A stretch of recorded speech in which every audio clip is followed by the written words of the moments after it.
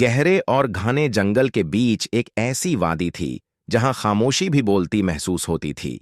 इस वादी को सब जानवर खामोश वादी कहते थे।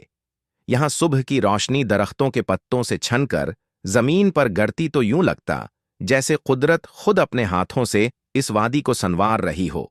परिंदों की चहचहाहट, हवा में घास की खुशबू और बहते चश्मे की आवाज इस बात की गवाह थी कि ये जगह कभी अमन की पहचान हुआ करती थी। इसी वादी में एक शेर रहता था जिसका नाम जर्रार था। वो आम शेरों की तरह गिर्राता नहीं था। उसकी ताकत उसके शोर में नहीं बल्कि उसकी खामोश निगाहों में छिपी हुई थी। जर्रार बोलता कम था, मगर जो कुछ देखता था वो सब याद रखता था। जंगल के सब जानवर उसका एहतराम करते थे क्योंकि वो जानते थे कि ये शेर ताकतवर होने के बावजूद इंसाफ पसंद है, कमजोरों का मुहाफिज है और बुलावजा किसी को नुकसान नहीं पहुंचाता।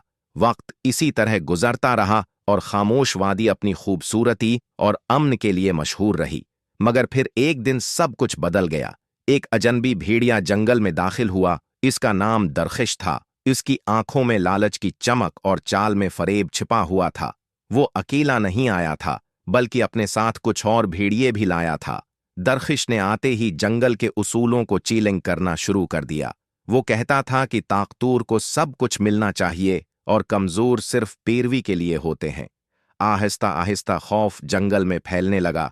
छोटे जानवर अपने बलों में छपने लगे। रास्ते सुनसान हो गए और वो वादी जो कभी हंसी से गूंजती थी अब खामोश सिसकियों में बदलने लगी। सब जानवरों की नजरें जर्रार पर थीं। सबको उम्मीद थी कि शेर कुछ कहेगा, कुछ करेगा, मगर जर्रार खामोश रहा। कुछ जानवरों ने यह समझ लिया कि शायद अब वो कमजोर हो गया है, शायद उसकी खामोशी डर की निशानी है, मगर हकीकत उसके बिल्कुल बराकस थी। जर्रार वक्त का इंतजार कर रहा था। एक दिन नन्ही हरनी लिमा अपनी माँ के साथ चश्मे पर पानी पीने आई। वो अभी बहुत छोटी थी और दुनिया की सख्तियों से बेखबर। अचानक दरखिश और उसका गरवा वहां पहुंच गया। खौफ से हरनी की माँ ने लिमा को पीछे छोड़ दिया और जान बचाकर भाग गई। लिमा अकेली रह गई। उसकी टांगें कांप रही थीं और आंखों में आंसू थे। इसी लम्हे झाड़ियों में हलचल हुई। सबकी सांसें रक गईं। वहां से जर्रार नमोदार हुआ। इसने जोर से धाड़ नहीं मारी, बस खामोशी से आगे बढ़ा। इसकी आंखों में ऐसी सख्ती और वक़ार था कि दरखिश के कदम वहीं रख गए।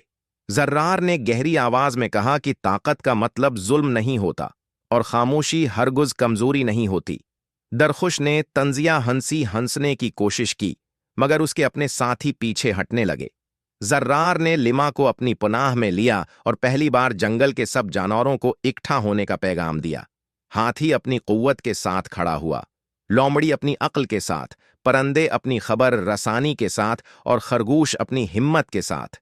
जर्रार ने कहा कि ये जंग पंजों और दांतों की नहीं बल्कि इत्तिहाद और सच की है। जब सब एक साथ खड़े हो जाएं तो सबसे बड़ा जालिम भी कमजोर पड़ जाता है।